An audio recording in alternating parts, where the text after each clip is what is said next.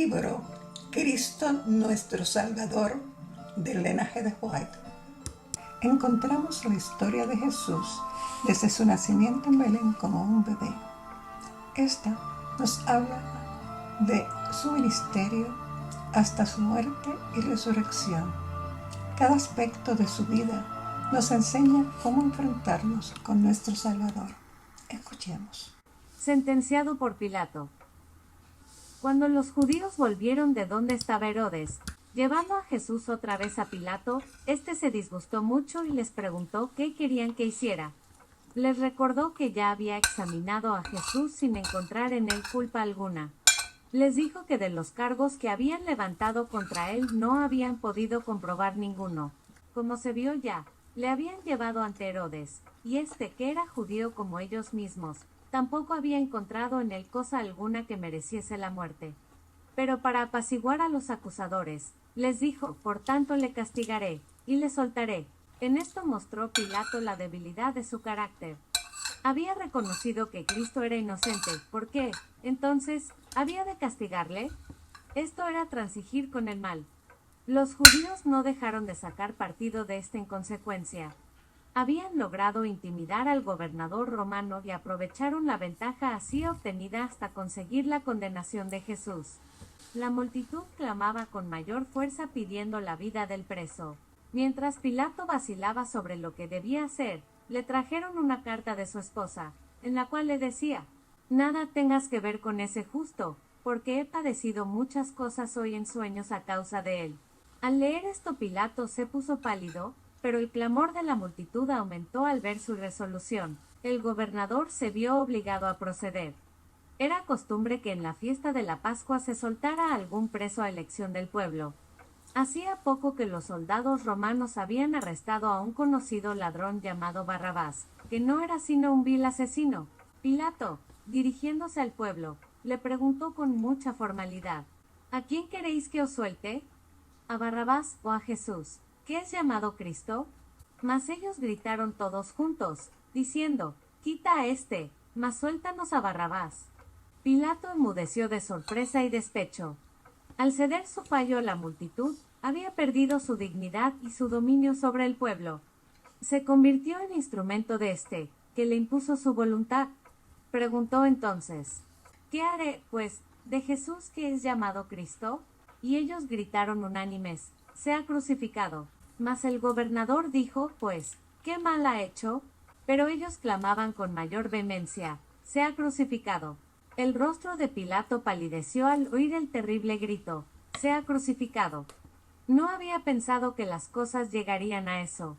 Repetidas veces había declarado inocente a Jesús, y sin embargo el pueblo se obstinaba en que sufriera tan temible y horrorosa muerte.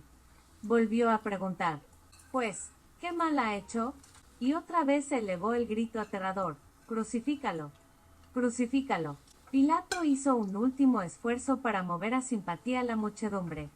Tomaron a Jesús, desfalleciente y cubierto de heridas como estaba, y lo azotaron ante la multitud de sus acusadores. Y los soldados entretejieron una corona de espinas, y se la pusieron en la cabeza y le vistieron un manto de púrpura, y acercándosele, decían: salve, rey de los judíos. Y dábanle de bofetadas. Le escupieron y un malvado asió la caña que había sido puesta en la mano de Jesús a modo de cetro, y con ella le pegó en la frente clavándole la corona de espinas en las sienes, de suerte que la sangre le corrió por la cara y la barba. Satanás inducía a la cruel soldadesca a maltratar al Salvador.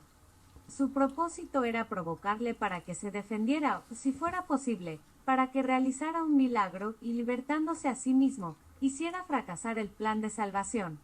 Si tan solo hubiera habido una mancha en su vida humana, una falta de paciencia para soportar la terrible prueba, el Cordero de Dios habría resultado un sacrificio imperfecto y la redención del hombre un fracaso.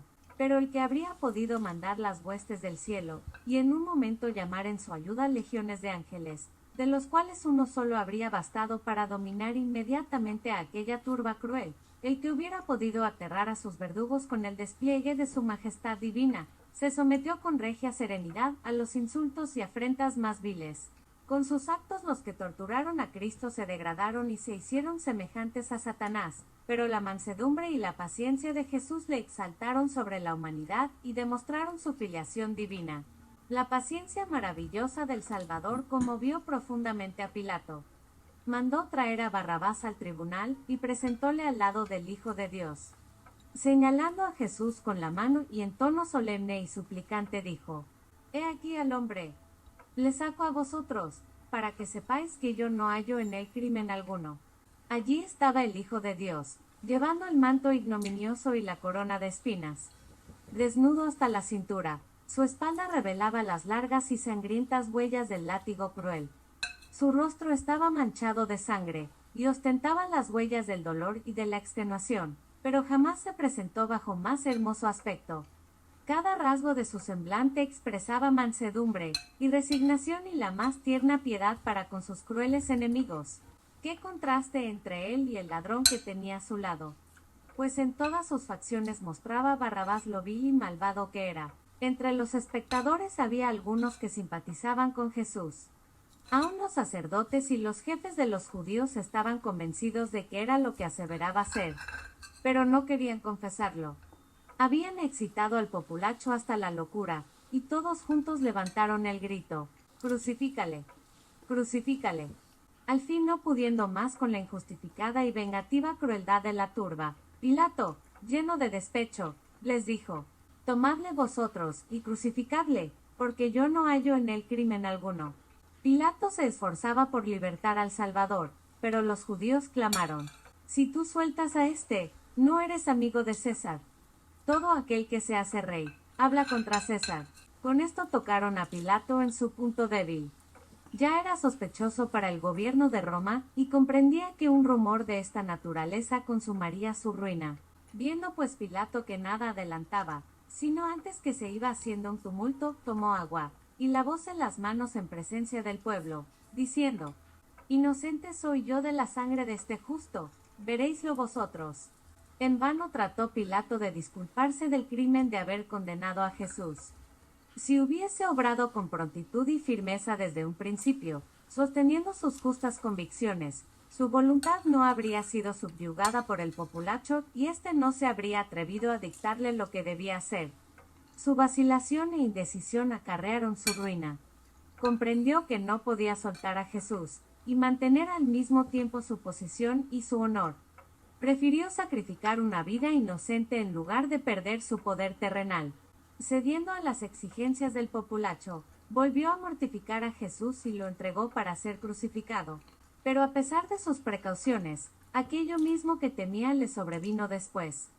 Perdió el honor y el favor público, fue derrocado de su alto puesto y presa del remordimiento y herido en su orgullo. Puso fin a sus días poco después de la crucifixión del Salvador. Asimismo, todos los que transigen con el pecado lograrán tan solo dolor y ruina. Camino hay que al hombre le parece recto, cuyo fin son caminos de muerte. Cuando Pilato se declaró inocente de la sangre de Cristo, Caifás respondió en tono de desafío: «Recaiga su sangre sobre nosotros, y sobre nuestros hijos». Estas aterradoras palabras fueron repetidas por los sacerdotes y por el pueblo. Fue una terrible sentencia la que pronunciaron sobre sí mismos, y una no menos terrible herencia la que transmitieron a su posteridad. Se cumplió al pie de la letra en las horrorosas escenas que acompañaron a la destrucción de Jerusalén que aconteció unos 40 años más tarde. Cumplióse también literalmente en la condición de los descendientes de aquel mismo pueblo, que desde entonces ha vivido despreciado, esparcido y oprimido. Y volveráse a cumplir en el gran día de la retribución. Qué distinta será entonces la escena.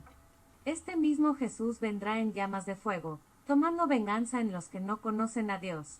Entonces ellos clamarán a las peñas y a los montes: «Caed sobre nosotros, y encubridnos de la vista de aquel que está sentado sobre el trono, y de la ira del Cordero, porque ha venido ya el día grande de su ira». Espero que este capítulo haya sido de beneficio para tu vida espiritual. Para que no te pierdas los próximos capítulos, si aún no lo has hecho, suscríbete al canal, pues publicamos lunes, miércoles y viernes. Que el Señor te bendiga grandemente.